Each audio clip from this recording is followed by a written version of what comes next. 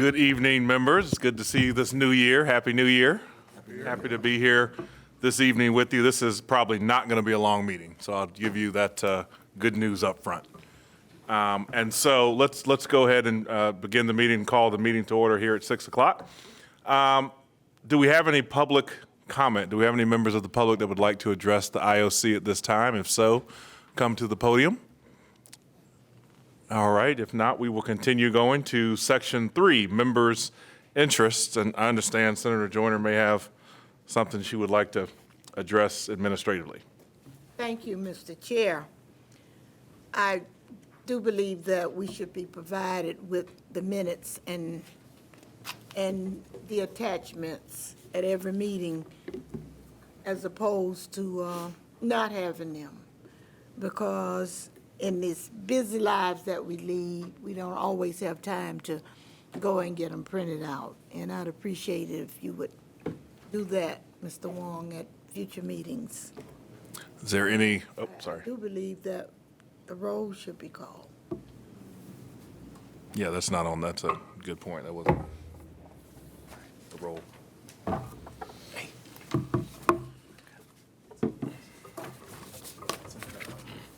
First paragraph of the minutes. I'll go ahead and do that.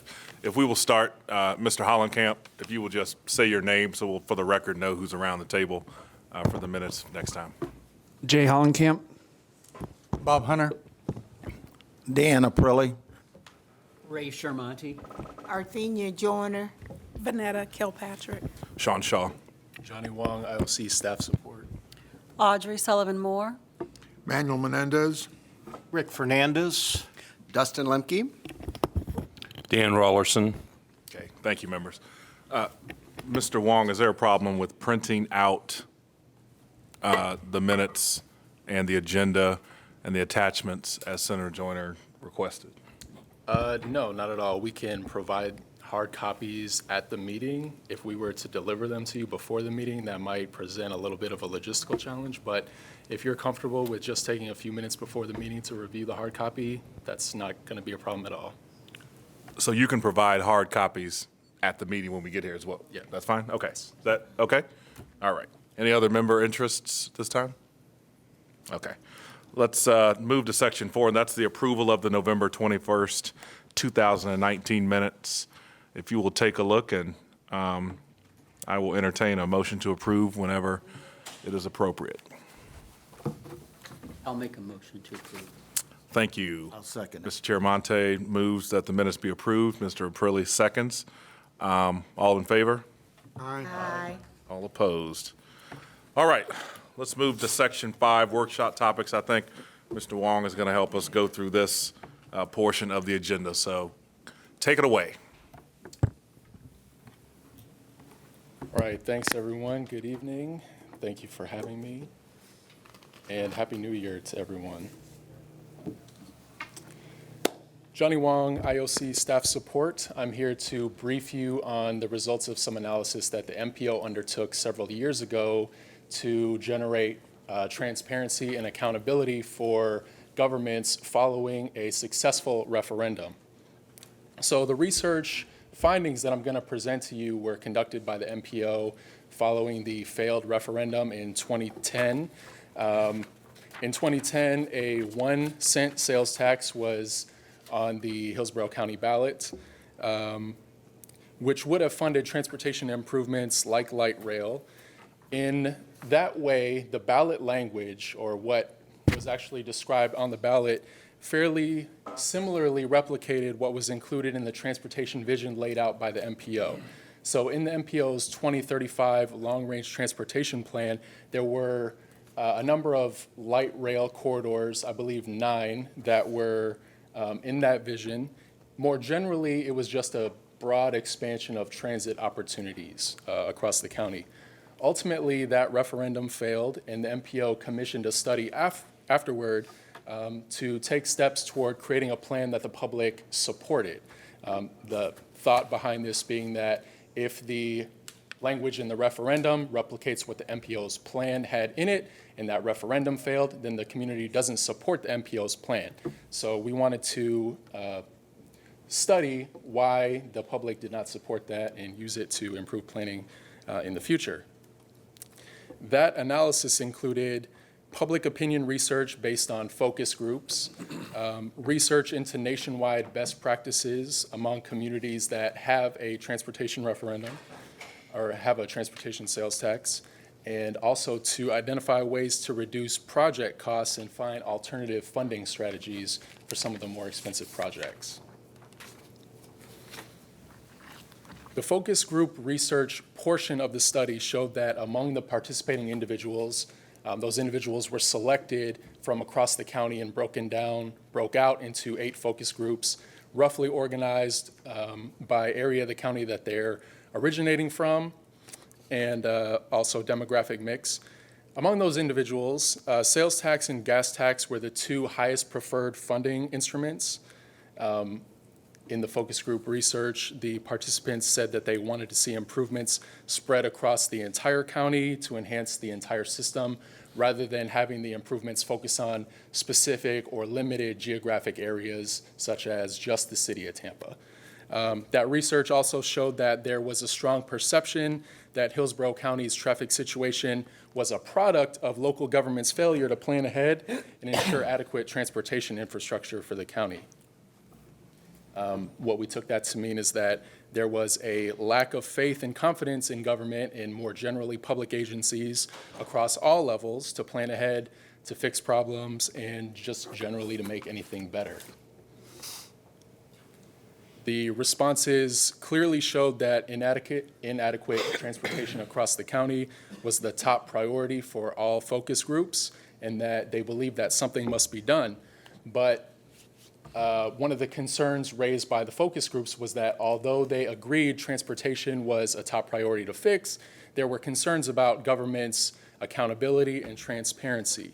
One of the findings that the research revealed also was that in polling them for their memory of what was on the transportation ballot, many of them misremembered the language on the ballot. And so they weren't entirely sure what they were voting for when the time came to cast their ballot. In a subsequent phase of the research team looked at 23 successful transportation referenda and examined in detail how each of those governments addressed the questions of transparency and accountability to address those concerns, and also the public education / outreach / messaging elements to the sales tax.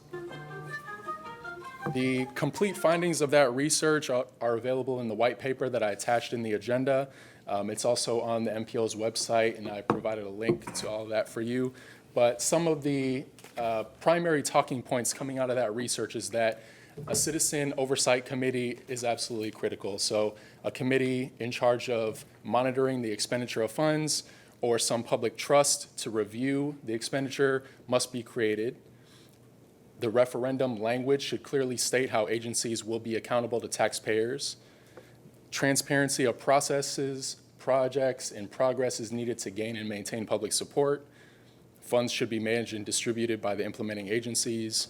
And an informative, easy-to-navigate website is essential for people to easily find information. So we've collected some examples from case studies around the country to show you what other communities are doing following a successful referendum. This example is taken from Los Angeles, California. Their ballot initiative was colloquially called Measure R. Measure R was associated with a half-cent sales tax across LA County. This particular slide is showing a project tracker that they have on their website. This tracker includes a description of the project.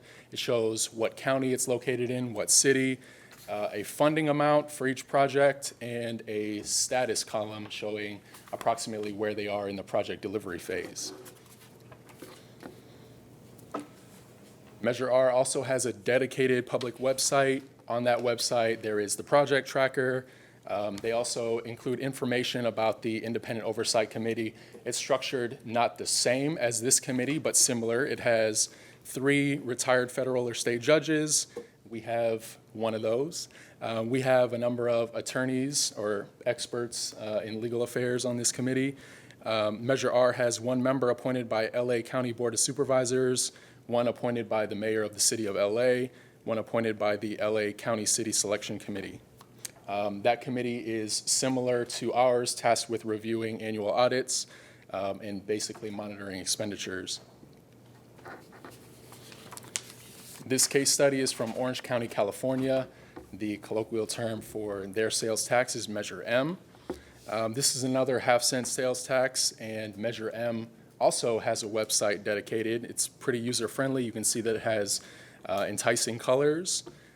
This website also has a digital dashboard showing the types of projects that are funded, where they're located, the funding amount, and a more colorful, kind of fun project delivery schedule timeline that's shown on this screen on the bottom.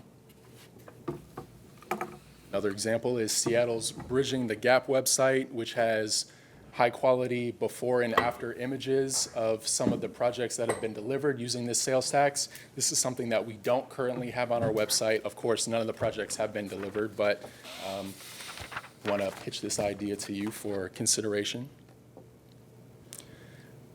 Some of the best practices resulting from the research regarding education, outreach, and messaging are that our projects should be messaged as successes in the collective. So a lot of these communities that have had successful referenda use language like, we did this. This is what our dollars accomplished. It's also critical to involve the public early, often, and completely in the process, from conception of a project through delivery, to personalize the benefits of the plan to the community, to share and spread communication responsibilities to convey messages from multiple sources so that IOC staff support and the MPO and you all are not the sole arbiters of the messaging, that it's a collective, coordinated effort. And also to clearly communicate the consequences, like that acronym, of not completing projects, or alliteration rather. Examples of successful education and outreach. This slide is an example of Denver, Colorado's Fast Track site. This is more geared toward transit expansion. They advertised that since the tax was approved, they've built 58.5 miles of light rail track, 40 miles of commuter rail track, very concise, by the numbers approach that's easy to understand. And so the public access in this website has a very clear idea of what that money is being used for. They also do a really good job of personalizing the benefits, again, using that we collective language. And this is an example from Pima County, Arizona, but there are also examples from our neighbors in Pinellas County. Signage seems to be a fairly effective means of communicating what the money is being spent on and what improvements are funded with specifically the sales tax dollars. Over the next few slides, I just want to go through some of the projects that we've begun or completed regarding messaging and transparency, and then also present some slides about what we don't have, and then hopefully we can have a little bit of a conversation and get some feedback from you about what you would like to have or what you would like to see improve. So some of the elements that lend themselves toward toward transparency and accountability are: we have an independent oversight committee that is roughly modeled after many successful communities which have good transparency among their sales tax revenues. The second thing that we have is staff support, which reviews project plans for compliance, and we have offered recommendations to you, giving you our take on whether or not the plans are in compliance with governing law. Also from that governing law, ensuring accountability are that plans must be approved by agencies' respective governing boards before they get to you. So that's another layer of accountability. The plans also have to be certified by a professional engineer, and the plans for expenditures are required to conform with specific allocation formula that are outlined in the governing law. An annual audit has to be prepared by an independent auditing firm, and we're going to see the findings of that audit at our April public hearing. There's also a process that you all approved for citizens to submit project proposals. So they're involved at the early conception of a project. We're required to produce an annual report and publish that in a newspaper and circulate it to all libraries within the county. We've also been working on a publicly accessible website with a mapping tool that I'll show you a little bit later, which shows the location and status of all the projects appearing in the surtax plans. We have a document library that we intend to use to retain financial documents as well as past presentations, committee agendas. We also have a calendar on that website showing the agenda, time and place of the meetings. We have individual agency pages set up on the IOC website to provide updates about each individual agency's plan development. We have a Facebook page, and we use that to advertise this meeting. We don't get a ton of comments on it yet, so maybe that's an area where we can improve in. And we have live televised meetings, and we archive all of those on YouTube. So there are a number of ways that the public can gain access and learn about what this committee is doing and what the plans are for the projects. But some of the things that we don't have that maybe we want to focus some attention on building is that our Facebook page is very underutilized. We don't have very many hits on that Facebook page monthly. We have it set up so that the advertisement for the meeting allows the public to pass through comments. That's in case they're not able to attend the meeting in person and give you comment. They're able to provide a comment, and then we'll forward that to you, but we haven't gotten any thus far. So maybe some efforts to highlight or advertise our Facebook page would be helpful. This committee could also consider using other forms of social media, Twitter, for example, whatever others that you might be familiar with, could help build the brand of the IOC. Communication responsibilities are not formally delegated to multiple sources, so for the status of project plans and the certification for compliance, the MPO and staff support kind of took the lead on communicating to the public what was going on through press release, newsletters, and our Facebook page, but maybe there's a way for us to coordinate that with all of the agencies receiving a share of the surtax.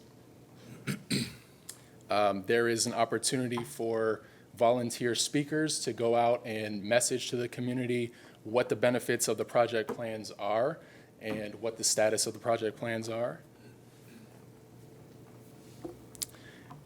We do not have a plan, although there has been discussion for advertising which projects have been paid for with sales tax funds, those billboards.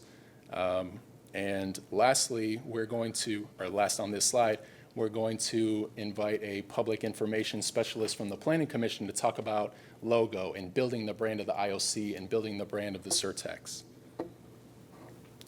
Some other things that we don't have are a way for the public to receive up-to-date information about the budget. I know that there have been no expenditures thus far, but that is probably something that the public is going to want to know about once those sales tax dollars are released. They're going to want to see the status of the projects and how much sales tax money is being distributed to governments. We also don't have a method for measuring transparency. How is the public to understand quantitatively whether or not we're doing a good job of getting the message out? So maybe that's something that we should think through. What kind of metrics would assess how good of a job we're doing? We could also invest in a tool to quickly assess the public's opinion on implementation of sales tax funds. So there's no feedback mechanism at this moment to ask the general public how they felt about what was in Hart's, City of Tampa's, Hillsborough County, Plant City, or Temple Terrace's plans. We just have to assume that they were okay with it because those governing boards approved it. But maybe there's a way for us to get in touch in a more intimate way with the public and assess their feelings. From the example that I showed you with Measure M, it would be possible for us to build out a digital dashboard showing how this county is performing with respect to traffic congestion, safety, bike ped performance, and maintenance. The MPO is investing in a tool that aggregates data sets and would allow us to do those types of analytics. And so it's possible for us, once we build the tool out, to bring it to satisfy the IOC's needs. And the last thing that we don't have is high attendance at these meetings from the public. That's a challenge that just about all of our committees face, but I don't know about you all, I would like to see us raise the profile of this committee so that we have people coming regularly and offering their feedback, not in a digital way, but in person. And so these are just some topics for the committee to discuss, and then I'll kind of turn it over to you. What key points and topics should be communicated to the public? The audit results are required, and we will have the clerk and the independent auditing firm present the results of the audit at the April public hearing. We're supposed to summarize those findings in an annual report, but what else about the audit would be useful information for the public to know? What is the specific role of the IOC? Aside from what's in governing law, what role do you all play in getting these transportation projects through to completion? What are some ways that citizens can suggest a project? We have a process and a tool for citizens to submit, but does the public know that that tool exists? How can we raise the profile of that? There are a number of ideas we presented to you for how to convey the status of projects, where they're at, which phase they're at, but what is the preferred method on behalf of this committee? And also, what communication tools should be used to reach out to the public and engage them? Annual report and the summary are required, but is there any other way that we can help build out our website to make it more user-friendly? Are there other social media tools that you would like us to invest some time in? With that, I'll turn it over to you all. Thank you, Johnny. Members, do you have any questions or comments? Yes, Mr. Chiramonte. Just a comment, I think part of the problem is because we're kind of in a limbo position now with the court thing, and we're not doing any of the projects. That's, I think, why we're not getting any reaction from people. I think it's absolutely critical when projects are done, and I think that's why Pinellas County's been so successful with their Penny for Pinellas, is any project that they do, they have a big sign and that you see all the time that says that project was from that sales tax, and it makes a connection in people's minds. Okay, well, this is good, you know. So I think that's a really important part. I know you kind of have that on there.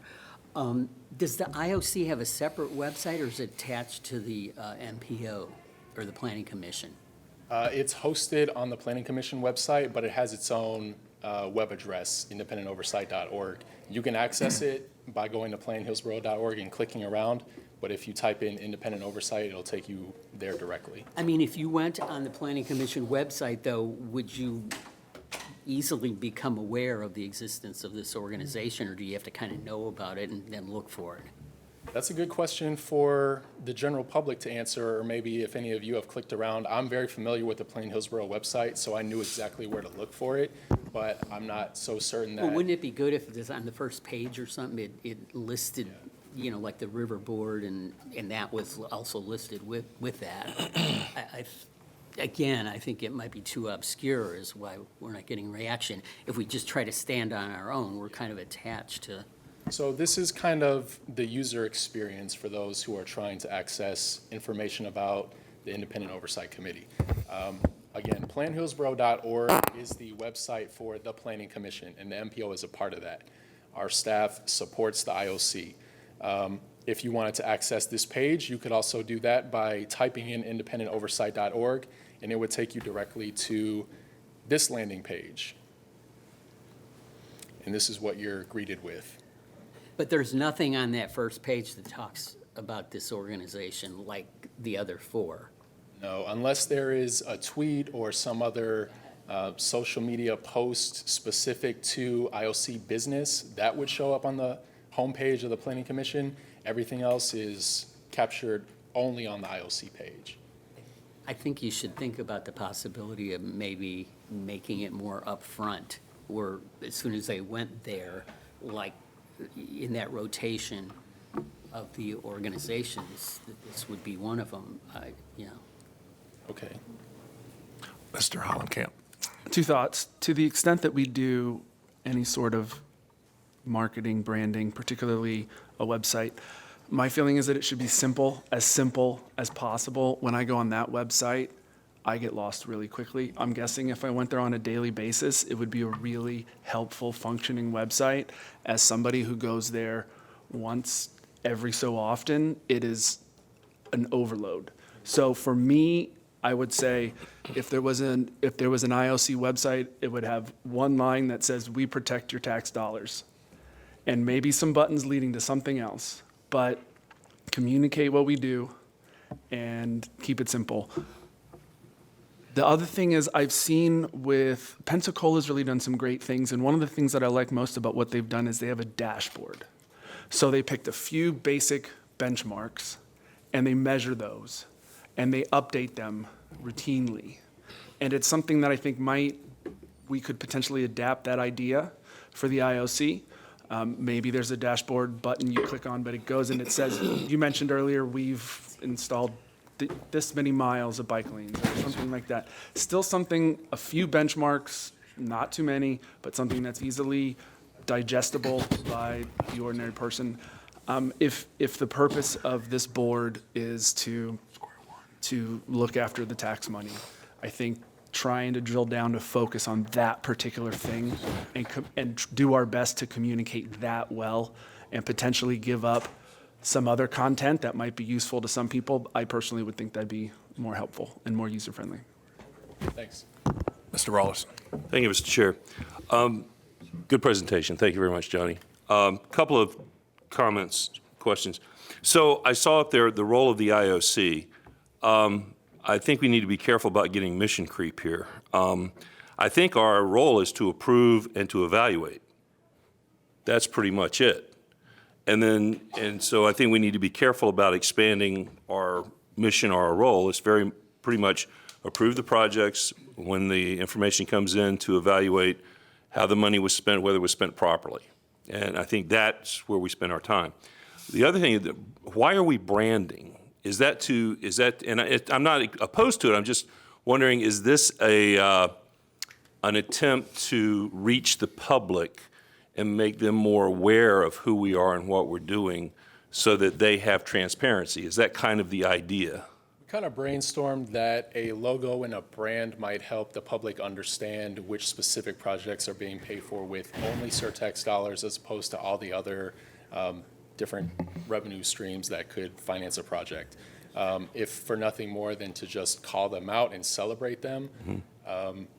One of the agency liaisons that presented a project plan also suggested that it might be helpful for them to show their governing board and their community members that the IOC certified this project, they've given their stamp of approval, so to speak, and that we affix that logo to their plan once it's done to kind of signalize finality.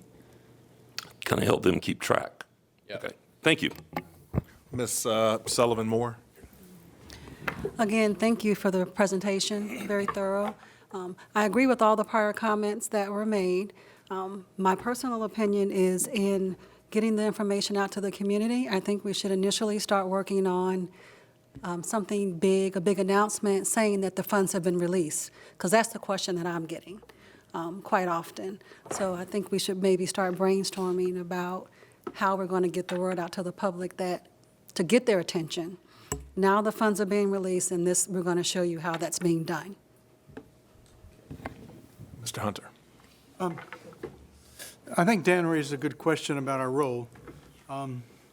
But there are 4 governments and HART that are the implementing agencies, and I assume they have a public relations budget of some sort. It seems to me that they should want to fund it also, or fund the effort. I do know that staff has brought to us a major problem nationally, that when these referendums are approved, and they've shown us some good ones,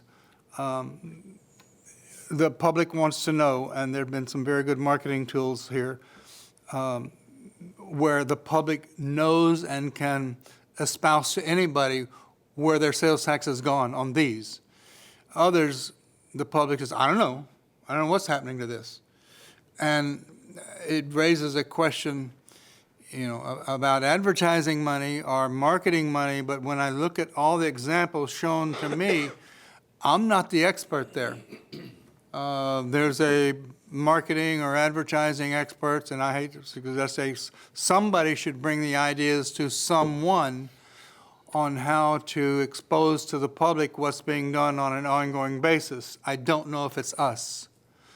But the word does need to get out there so the public next year starts seeing what's getting done, along with a sign on every construction project that Ray mentioned. But somewhere the logo and all this, because this is going to go on for the next 20 or 30 years, and if they don't see it and don't hear about it, they're going to start grumbling about it too. So I'm not so sure it's us, but it's some entity needs to take charge and run with it. Whether we put together an RFP and we hire a consultant to help us decide what should be done, or the MPO does it, or what. But I think now's the time to start looking at that. I appreciate you bringing it to us. Mr. Rawlson. My last one, I promise. Go ahead, man.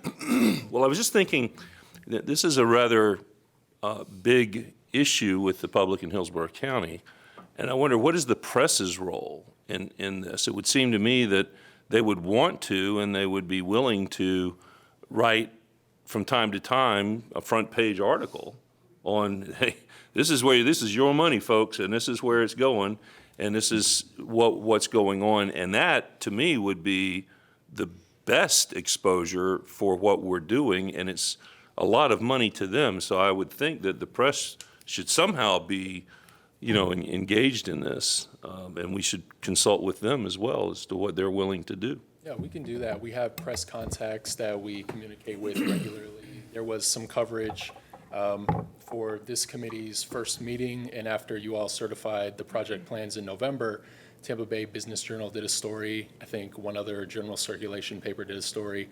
Things have kind of stagnated a little bit because, again, we're in a holding pattern, but we can definitely make an effort to reach out to them more frequently and provide them with updates. I mean, I think I like Mr. Hunter's idea of maybe having an RFP for a media strategy, and at the same time, maybe seeing if the planning commission or whoever that entity is can help us with that too. With regard to public involvement in these meetings, if I was in the public, I wouldn't come to these. I mean, I don't think we've had a meeting that's the public is going to be comfortable because they can't do anything. Now, this April 27th meeting, I am extremely interested in knowing how we're going to advertise that, when we're going to start advertising it, exactly what that meeting is going to look like. That is a super important meeting that you need to make sure the public is aware of, and that's not just Facebook, and it's not just internet. I mean, we got to go to neighborhood association meetings. I mean, you have to do some of that hard work, and I mean, we talked about this. I'm willing to be one of these volunteer speakers and go to places and talk about it if that gets public interest. But this is the meeting where this room ought to be packed with the public giving proposals. And we need to make sure we have a plan, at least in my opinion, to do that. And that this room is packed on that April 27th meeting, because that's where the public can come and talk about their projects and address this commission. That's the important meeting in my estimation. What is the status of the website? And I like that graph that shows projects and where and how much and all that. What does it take to do that? Is that money, and who does it, and all that good stuff? The specific design and the examples that I showed you is a little bit different than what we've created thus far, but that's not to say that we couldn't switch gears or pivot and provide this info in another way. So this is a mapping tool that was just rolled off the press earlier this morning. This is mapping information that all of the agencies have provided to us. Of course, it's not going to load when it needs to. But we've aggregated all the information into one mapping tool. You can go on and click by jurisdiction to see which projects are going to be coming online in your neighborhood or in your city. If you're in unincorporated county, you can sort down by what type of project it is. Hillsborough County, for example, they have... Is it a graph? No, it's a map. Okay. It pops up, not quite as nice as Google Earth, but sufficient quality just to see what's going on. And we envision that once these projects get going, that'll be another source of information for the public. So if they click on any project that's on this map, they'll be able to see how much money is allocated to it, what the status is, and possibly some other information. Sure. Ms. Kilpatrick and then Mr. Purley. Sure. So I have a comment, I guess about there was a study, and it seemed as though there was a lack of public trust, and the conclusions that came from that was that there needed to be more accountability and better messaging.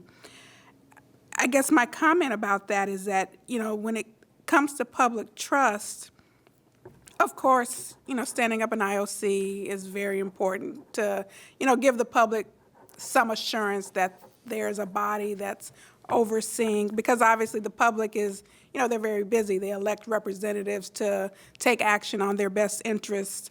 So that's kind of like something you delegate to your elected officials and all that. But what I have a concern about is jumping to the conclusion that it's about accountability and messaging.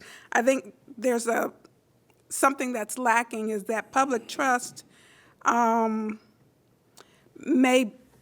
the lack of public trust may result from, people seeing a lack of interconnectivity between the different government agencies, right? So we've got one organization that's approves development and new houses, and then you've got other agencies that are dealing with schools. All of those things affect transportation, traffic, and there doesn't appear to be any interconnectivity between them. So, when you have an objective of improving the overall traffic in the area, but then you've got these different parts of the government that seem to be not working off of the same page, I don't see anything being done to address that as far as having these types of objectives should be, shared equally across different parts of the government that have a role in transportation. And one of the things that comes to mind for me is there was a conversation over the last couple of meetings about complete streets. So if complete streets is an objective, we should, in my neighborhood, believe it or not, was presented in one of the meetings is, there's going to be a project to provide complete streets to a part of my neighborhood. My neighborhood is not that old, so I'm thinking if that's an objective, that should have been incorporated into the original design. There's no way my neighborhood, where I live, should be on this list for complete streets. Why wasn't that part of the original design? And there are probably a lot of people who feel that way about their neighborhoods because the county is continually expanding. So we're expanding, and then all we're doing is making more projects that need IOC attention, that need to be included in that, 1% sales tax, where if all of these different government agencies were marching in, to the, in the same direction, it should be taken care of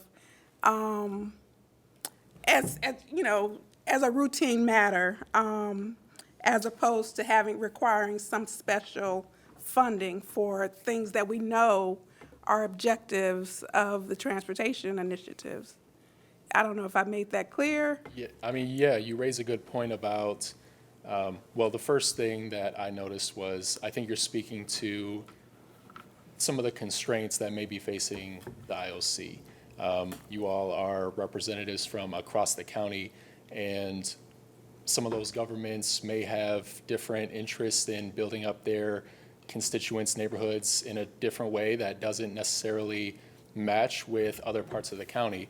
I don't know if we have the power to change that necessarily, but providing information about the decision-making processes might help the public understand why one neighborhood is developing in a slightly different way from another. Is that kind of where you were going with? No. Where I'm going is when we have county, and I'm talking, Hillsborough County, if we have ordinances or we have our county commissioners making decisions about these different issues, whether it's schools, I personally witnessed a child getting hit on his way to school a couple of weeks ago on a bike. He was crossing the street. So, things like that, it just seems to me that when someone is approving a development, if these objectives have not been included in their plan, it shouldn't be approved. So I'd like to see the county do something to change its own approval processes across the various committees and the various boards, so that it's not, all these transportation discussions should not happen in isolation.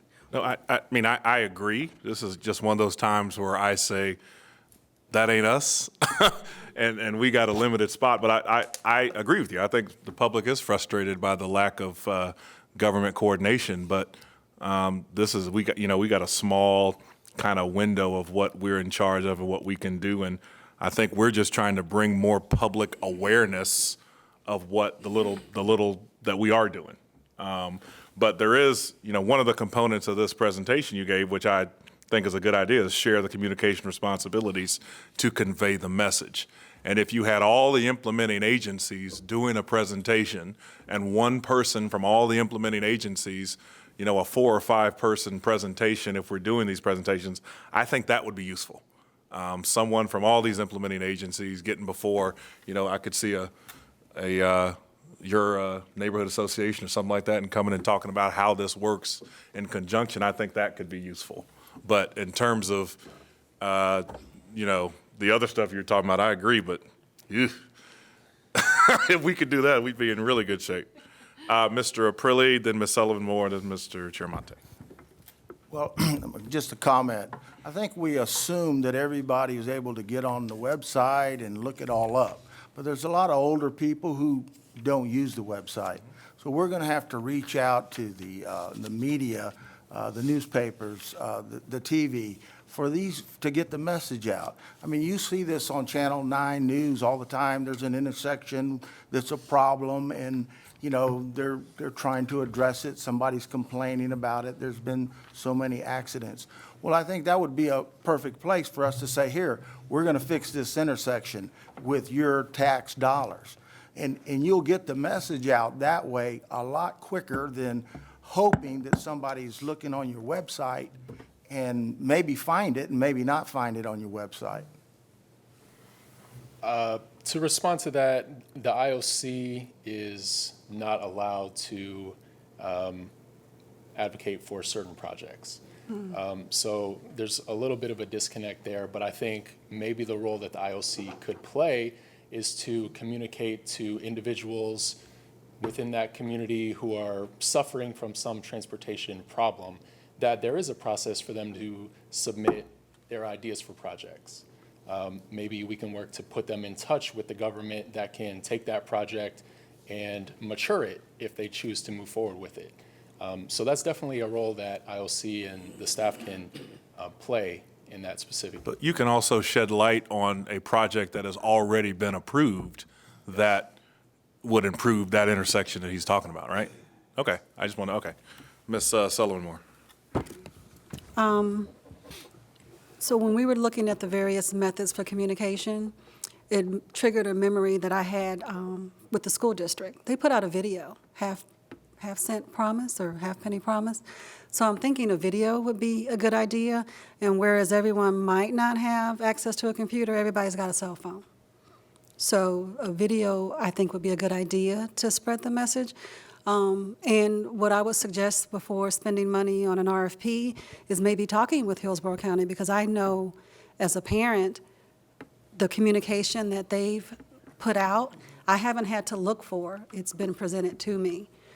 So I think we can get some pointers, because they have the same oversight committee. I think we can get some pointers from them before pursuing the RFP route. It's a great idea to create a working group among the public information specialists at each agency and see if we can coordinate a unified message.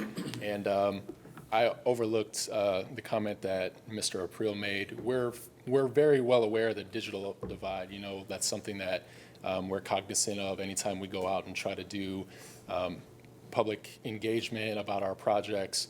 And so I think a good opportunity would be to attend those neighborhood association meetings if we have volunteers to go out and advocate for, not advocate, but to speak to what the sales tax can do, what projects the sales tax can fund, and you know, brief the neighborhood on projects that are in the queue that maybe they don't know about. Mr. Tremonte. I just wanted to give a little context and remind us where we were and how we got here, because I think things are a lot better than we think about when we have to go back to 2010 and think of what you mentioned, what the people said. The product of that, and Bob Hunter will remember this, this whole thing started in 2006 when Mayor Iorio came to the Planning Commission and said, we have to do something about transportation here. And this whole discussion of doing an MPO plan that included mass transit was done. So this is 2006. Remember what we were all doing then? We were living high. Traffic's going up because the economy was booming and all that. So that's the plan that was started. Then the recession started gaining strength. Remember, this was in, think of 2010, our unemployment rate in Hillsborough County was 12%. It's like 3% now. We're like in a different universe. And people were reacting to that. Their distrust of government and all that was all part of high unemployment, all kinds of other problems going on. The other thing was it was a wake-up call for a lot of people. When we were going to do the focus groups, I will tell you, a lot of the politicians absolutely did not want to do that. They didn't really want to know why people voted for it or against it. They never wanted to talk about it again. But luckily, we had leadership on the MPO at the time that said, no, we need to know, because, and a lot of the elected officials, I remember, told us at the time, well, you need to talk to our constituents. And my answer was, I talk to them every day. What about the rest of the people that never come to the county center for a meeting? If we don't know what they think, we're never going to be able to move forward. So that we got this private sector focus group. They didn't even know why they were coming. They didn't know they were going to come and talk about transportation. They were just regular voters. And I sat through every one of those meetings except one. And what shocked us was the level of disconnect they had as far as how transportation is even planned. On the referendum, you made a comment, I think, about that.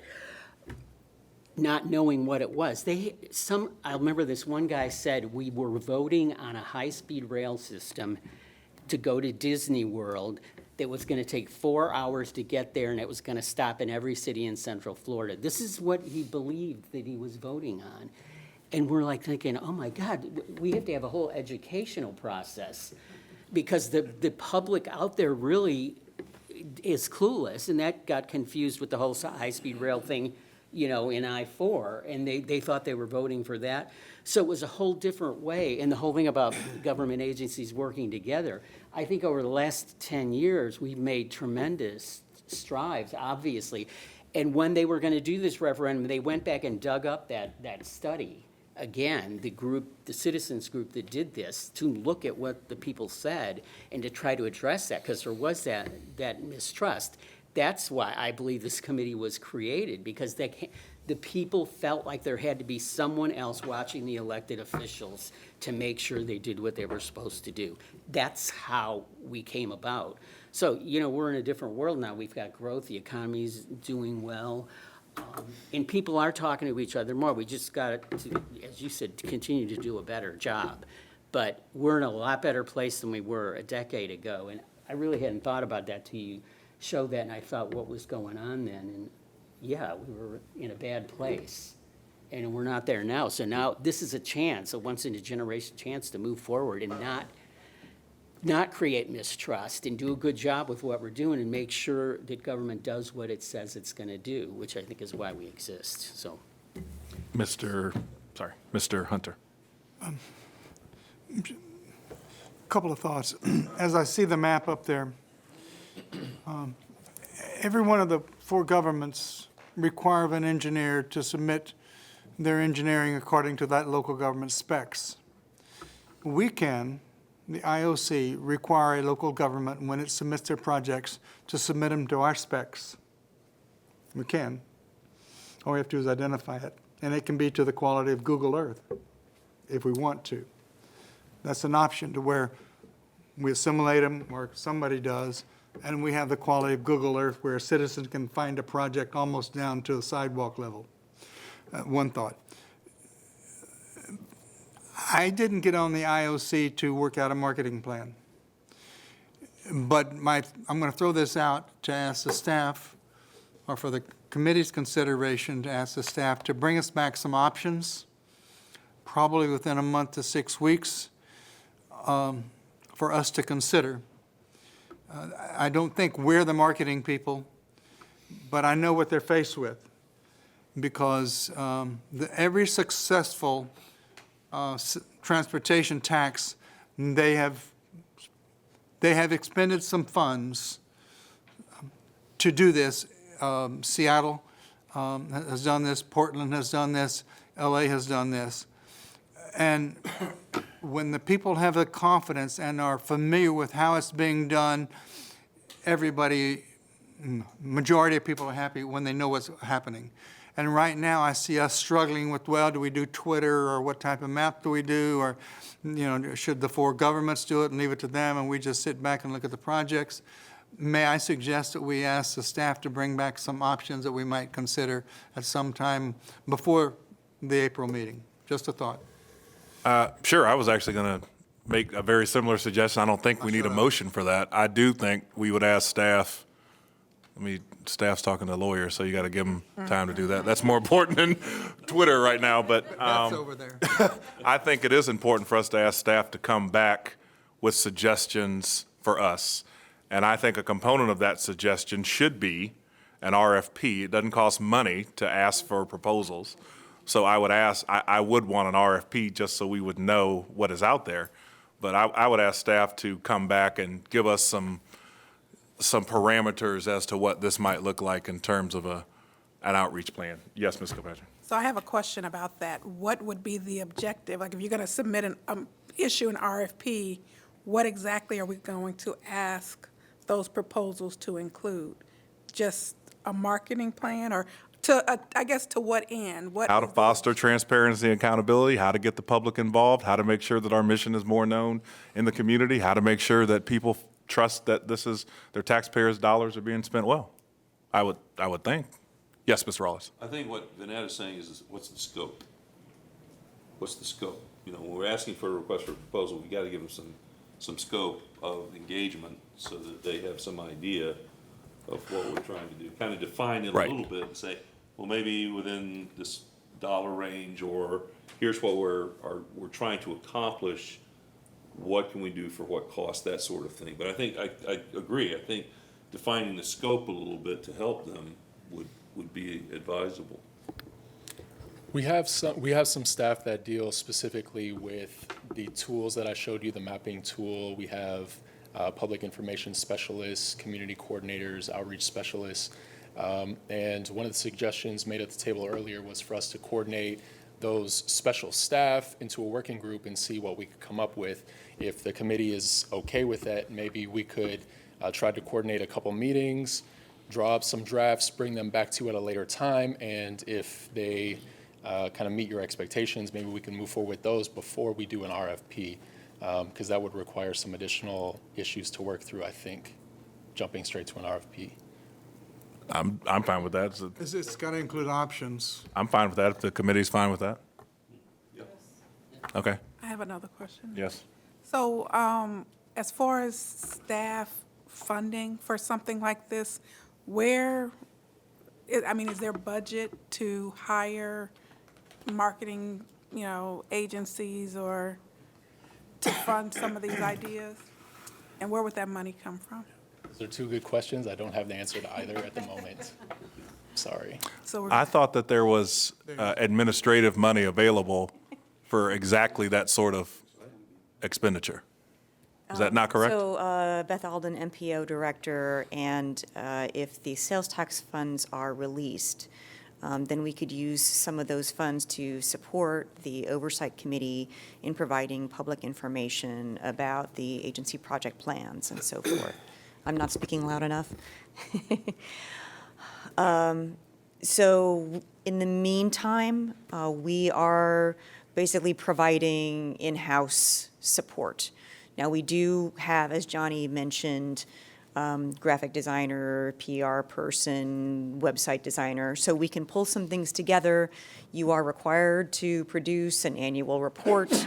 We will make sure the annual report gets produced with our in-house resources if we are not able to use the sales tax dollars at this point. So, and I think that's probably the next topic on your agenda, what I goes think into that. Representative Rawlinson might have a question of you. Yeah, wasn't there a 2% earmark for administrative? It's 1% for planning Some and, money designated for administrative and such, right? it's for planning and development. So it would support things like technical analysis. So for example, Johnny mentioned the dashboard to track performance metrics, performance of the transportation system. We have gone ahead and fronted some of that investment using some of our planning grants. We'll be able to build it out a lot more fully if and when we have access to the sales tax dollars, but we're doing what we can with what we have right now. Thank you for doing Yes, Mr. Germonte. Wants to say What something. is the status of the court ruling at this point in time? Has that changed? Is there a date when we know the money?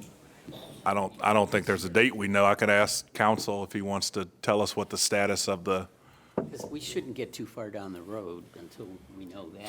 what's the status of the lawsuit to the extent?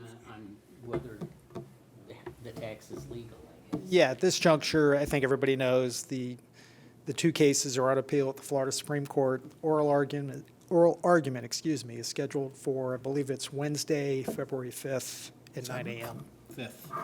Does that mean they're likely? Sam Hamilton County Attorney's Office. They're likely to decide it that day, or? No, No, absolutely not. Okay. that'd be too easy. Okay. Law doesn't work like that. That's the start, isn't it? Yeah, and I don't even want to speak to a time frame other than it won't be that day. Thank you. Mr. Hunter, did you have a? Don't local governments and hearts have some funds available to contribute to this effort also? I mean, I don't know. This is probably Surely. why you ought to have a joint meeting with everybody to Yeah, talk. it's gotta be yes. Projects, so they I mean, should. They do have marketing money. I know they do. They've got to have it. I don't want to answer for the Okay. jurisdictions. All I right. think Well, the first step would probably be reaching out to them, asking them if they'd like to have a preliminary meeting to see if we can game plan for providing some public information tools and concepts to you all. If any of them opt out because of limited budget, that's just another issue that we'd have to work through, but. Look at their projects we'll next cross year. that river when we get to it. I'll strike that comment. So are you comfortable with kind of what the committee's asked you to do and come back with and have the joint meeting and get us something? I think that time frame's probably right, a month or 6 weeks or something like that. You comfortable with that? We'll see what we can accomplish in 6 Are you comfortable with what we asked Yes, for, though? yes, Okay, yes. okay. Anything else, committee members, on this topic? All right. Right, Thank you, all. Johnny. That means another meeting. We'll get there. Good evening. My name is Caroline Charles. I'm Community Relations Coordinator for the Planning Commission. I'm going to go over the proposed content for the annual report. Before I begin, I do have. I'm sorry, where are you in the agenda right now? Okay, thank you, sorry.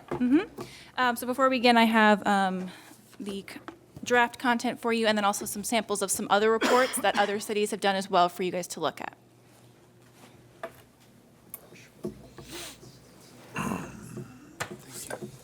You going to read all those? These are all mine.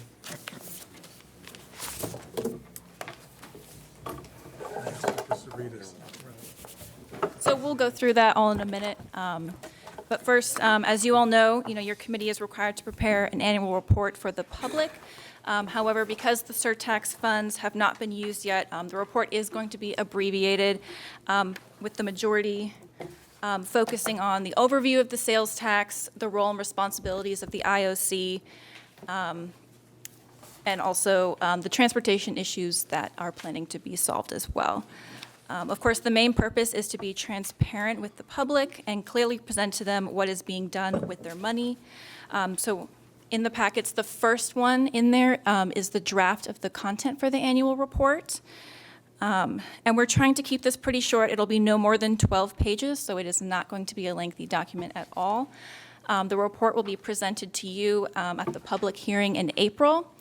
And then after it's finalized, we will publish an insert in the local newspaper, online, and then also distribute it to our county libraries for public review as well.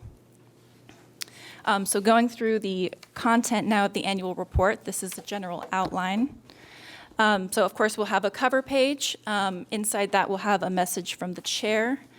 After that, mission and purpose. I know you guys mentioned you don't really have much of a mission, but we do need to describe the overall role of the IOC. After that, we'll do a summarization of the audit findings, which will show the money that has been distributed to the agencies. After that, we'll have what the surtax can fund, showing the revenue allocation to the different agencies. After that, the general purpose portion. And then following that, the uses of the surtax transit restricted portion. After the funding section, we're going to move into the surtax project plans. It's going to have a short summary of all of the projects, and then a description for each one as well. And that will probably be only about a page for that.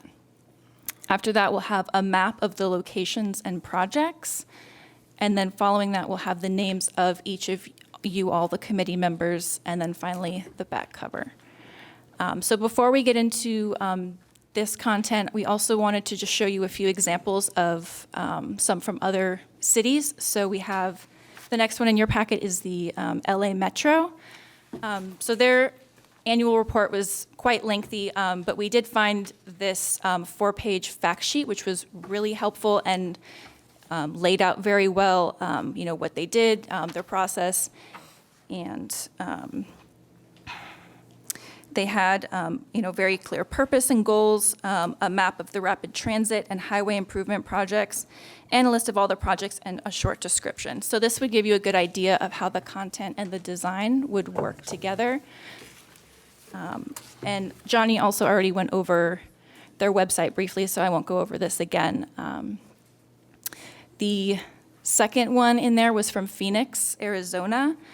This was a very lengthy document as well, so this is just a short snippet. It wasn't as user-friendly, but we wanted to show you guys this one for content purposes. It mainly focuses on the overview of tax receipts that are higher or lower than the previous years and their estimates, and then also goes into updates on each separate life cycle program, the freeways and highways, arterial streets, and transit, of course, with project progress and expenses within those. So going back to the content slide, we wanted to open it up to discussion to see if you guys were all comfortable with the draft we had come up with and if you wanted to add anything to it. Any comments from the, yes, Ms. Sullivan Moore? The graphic on the first page where it says county municipalities, can that be divided up to show what they are? Does it add up to Sure. 54%? Yeah, we can divide that. Right, I think Yeah. that would be helpful, because I would be looking for things that impact my community. So if I was Plant City, I would want to see Plant City up front. Absolutely. Mhm. Any other comments? Yes, Mr. Hall. In terms of usability, I think it would be nice with some of these categories, some of the buckets, if there was an easy way, and I don't know that there is, to communicate, like, this would be an example of what would fit in this category. So for instance, we could say, Temple Terrace has proposed this change, and this was approved in the prior year, and this is the sort of project that would fit under this category.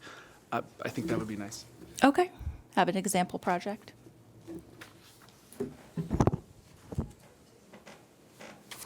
Yes. An example project, but also put it in layman's terms, because when I look at maintenance and vulnerability reduction, that really doesn't mean anything to me.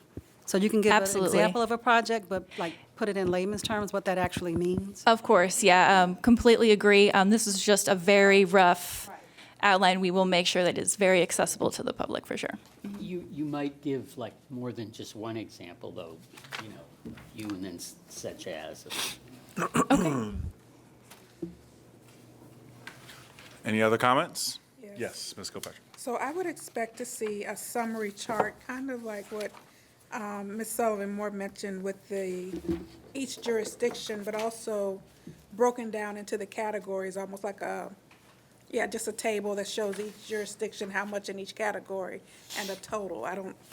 I see this one that kind of, what is this, page 6? But appears to be just part, and I think what we would want to see is like a summary of all of the jurisdictions, rather than just one. Yeah, we can make that happen. A summary, not the full list. Yeah, no, I understand. We used Hart and Temple Terrace just as samples, one for an agency that has specific formula and one that doesn't.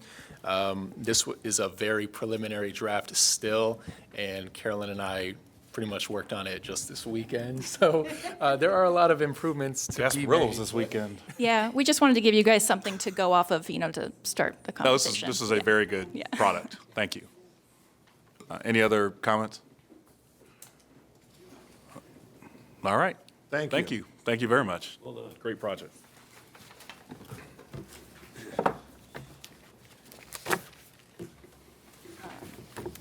And I know we talked briefly about marketing. Briefly? Yes, briefly. They did want me to briefly go over this. We're going to focus mainly on logos, however, so we're not going to get into too much of it. But I know you guys all know the very basics of branding, but just to reiterate, it is more than logos and colors. It's definitely your overall image and reputation, something we already discussed earlier. And that goes double for government agencies. A brand is more about the public's experience, building trust, credibility, and managing and strengthening how the public sees you as well. So effective branding, in short, ensures the public has a much easier time understanding you, identifying with you, and trusting you with their taxpayer dollars. So with that in mind, additional branding details like a logo can be necessary to further build your credibility and professionalism. Your logo is really just part of your brand. It's the flag of your organization. So we did want to go over briefly the process of developing a logo. I know it's not going to be you guys developing it, but you guys do need to kind of come up with, different themes and concepts for the designer, whoever will come up with it. Can I want to ask a question because Representative Rawlinson asked it, and I want to make sure you get a chance to answer it if it's any different from what Johnny said. Why do we brand? Yeah, I mean, it's to create professionalism. It's so that people can recognize you as the IOC. They need to know, what you guys are doing with their taxpayer dollars and stuff, and they need to know about the body that is, doing it, basically. Yeah. Okay. Mm-hmm. Thanks. So briefly, logo creation. There's no right or wrong way to do it, but this is one good way to start. So define your mission, position, and values. And that's very broad, I know, what you do, how you do it, and why you do it. But having that conversation will then help you find the meaning of identifying those key concepts and key words, and kind of cluster them into themes that will express your organization's message. So coming up with symbols or icons that can be used to define them. Different types of logos as well. Just want to go over that briefly. So there are word mark or letter marks where it's written out, or initials. There is a pictorial logo where it's just like a symbol, so think like Facebook or Twitter or Apple. Obviously, that's probably not going to be the best for the IOC. There's abstract, which is a type of pictorial logo, and it's a geometric form, and you can create something entirely unique. We'll look at a few on the next slide. After that, there's an emblem logo, which is a font inside of a symbol or icon. Those are badges and seals, and a lot of government agencies use those as well. And then there's a combination of the above. So really, it can be, anything you guys want. But ultimately, you do want to think about how your logo is going to perform in different areas. So does it scale up and scale down well? Can you put it on a banner, an email, a flyer, a letterhead, and have it look professional still? Finally, once you have, maybe you're down to 1 or 2 logos that a designer has given you, go back to the beginning. Does the logo support your mission and message? Is it distinctive? Will it work across different media? And will it stand the test of time? So with that, we'll look at a couple of government logos. First, on the top left corner is the Congressional Budget Office logo. I really liked this one a lot. It's no fuss, clean, it's a little retro, but it does have a timeless look to it. You've got the C, the B, and the O all together in lettermark form. Next to that, you have the United States Postal Service, which is a combination. You've got the forward motion of the American eagle, of course, very distinctly American. After that, you have the National Oceanic and Atmospheric Administration. It's a combination, abstract, and emblem. You've got the waves, the sky, ocean, and the bird kind of combined into one abstract picture. Next to that, you have the Federal Trade Commission, which is an emblem. Obviously, this is very official and very detailed. After that, the bottom left corner there, the United States Environmental Protection Agency. That's a combination, abstract, and emblem, and encompasses, obviously, the whole natural environment. You've got the growth of the flower with the sun, the land, and the water all together. With the IRS logo, obviously, this one's much more serious. It's a combination, abstract, and lettermark. But it's very well balanced. They've got the eagle representing the U.S. Scales of justice to conduct, their operations fairly, and the olive branch as well. And then finally, we have the Plan Hillsborough logo. This depicts our 3 boards and our purpose as well. We've got land use, transportation, and the Hillsborough River. So just in conclusion, there's really no right or wrong way to come up with a logo, but we did want to open up to the committee to have a discussion about the different, major themes and concepts you guys wanted for your logo, and then you'll have a better idea of what you can take back, to a designer to create one. So if we have time now, if you guys want to start going over some different themes and concepts. I will open it up to the committee if you would tell me what type of I had all kinds of inside, outside, color. I mean, what's going on here? Don't think so much about, I know I showed you, don't think so much about what it's actually going to look like. Just start defining more about who you guys are and what you are to the public, and the designer will do all the other work. Okay. I just got this image in my mind of like a nun with laser beams Oh, God. staring at the elected officials or something. But it made me think. That's one suggestion. Yeah. We would never be forgotten. Independence and oversight, Okay. something that kind of reflects that, not in such a negative way, though. Ms. Kilpatrick. Well, you provided some different logos, but as part of Hillsborough County, which is what chartered our organization, I think there should be some connection perhaps to the county's logo or some other, like the MPO logo, something, because we're connected to those entities. And yet independent. What's that? And yet independent. It's in the name. Right, but you're providing oversight to Hillsborough County. I Right. think that's, can't be left out. Yes, Mr. Lewis. What jumps into my mind is something about approval. I don't know. I keep thinking like a stamp of approval, or IOC, approved by the IOC with a check mark or something like that. So I was thinking stamps or check marks. I don't know.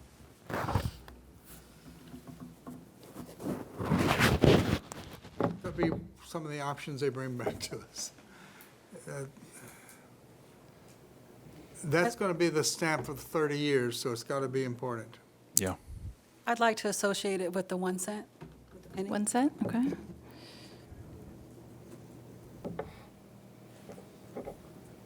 These are good suggestions. I think the eagle shows a sign of, oversight and trust. Okay. Big eyes. No, we're not doing the big laser eyes. Okay. You're right. Any other suggestions? Those are great. A cyclops. Just one eye. You could have an eye, and then the pupil, and then the IOC. I mean, I know I sound like I'm on drugs, We'll, but, we'll save that one. just kind of oversight, So do something with that. Yeah.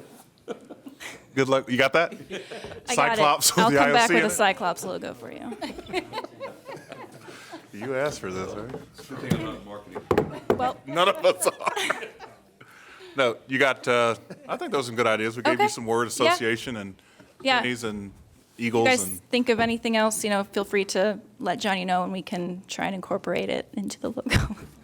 no, thank you for that. Thank you. Thank you. Glad we have people like you to prevent us from having a Cyclops with a laser coming out of it. Thank you, appreciate that. Where are we at now? Just about that. Oh, we are there, okay. We are at old new business, so the public hearing meeting is April 27th, 2020, with a town hall style presentation of citizens project proposals. I'm very interested in fleshing out what exactly that means. And so what I'm proposing is we're gonna probably need to have a meeting in March sometime to deal with some of this marketing stuff.